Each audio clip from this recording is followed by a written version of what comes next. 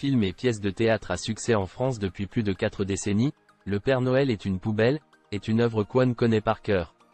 Toutefois, certaines informations ne sont pas forcément exactes et Josiane Balasco vient de rectifier une information à la télévision.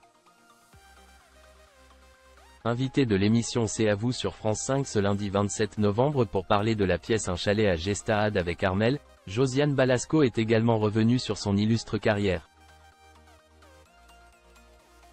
Elle a donc été interrogée sur l'un de ses films à succès, Le Père Noël est une poubelle, à la demande de Pierre Lescure, qui a diffusé des images des archives de la pièce. L'actrice de 73 ans a dû corriger quelques petites choses dans la série. Pour traiter le légendaire Père Noël de déchets dans le talk-show Ça vous, Pierre Lescure invite invités et public à voir Josiane Balasco dans cette production, mais dans sa version sur scène. Dans l'extrait, l'actrice incarne le rôle joué par Marianne Chazelle au cinéma, celui de Zézette, la femme au caddie, à la capuche et au langage fleuri.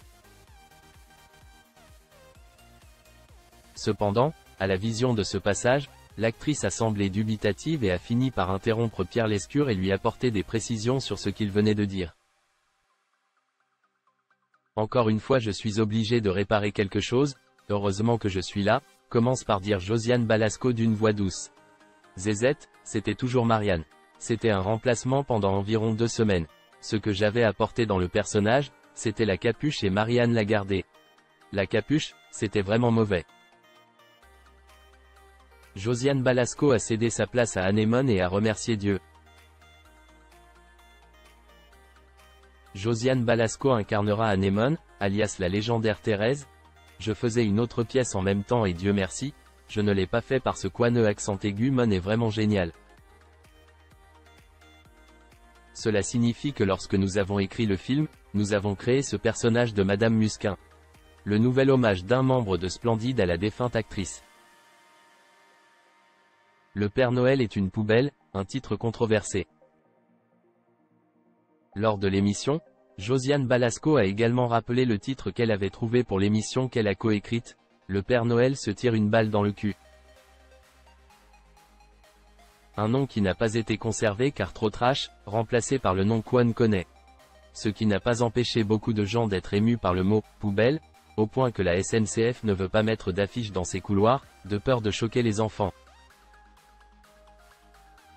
Mais les enfants qui croient au Père Noël ne savent pas lire, plaisante la grand-mère d'Andy, 5 ans, l'enfant de sa fille unique. Nuit fauve en 1992 réalisé par Cyril Collard. Bidot était connu pour sa capacité à incarner une grande variété de personnages.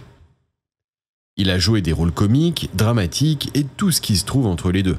Son charisme naturel et son jeu d'acteur polyvalent lui ont valu de nombreux éloges et une reconnaissance durable dans l'industrie du cinéma.